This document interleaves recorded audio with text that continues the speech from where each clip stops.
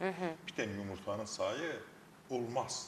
2 dənə olmaz, hə? İndi adam o deyir 10 dənə yumurta yeyirəm. Bir dənə yumurtadan az. Çünki yumurtanın tərkibində 1100 milliqram xolesterin var. Bir yumurtada. Bədən də bunun 650-sini özü istehsal edir. Belə insan özü səhv dedi. 1100 milliqram özü istehsal edir. 550-600 milliqram yumurtanın böyründən sonra yumurtanın içində var. O sənin bir günlük xolesterinin verir.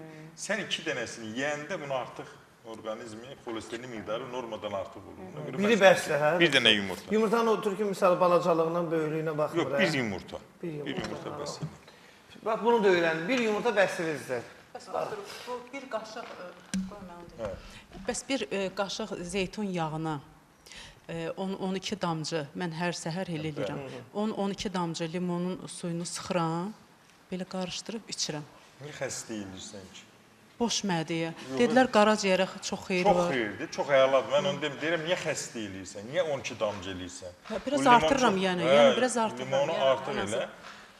Yəni o çox gözəldir. O qəbizliyə qarşı da. Çox gözəldir. Əgər hələ onun içərisinə bal da qatsan, əladır.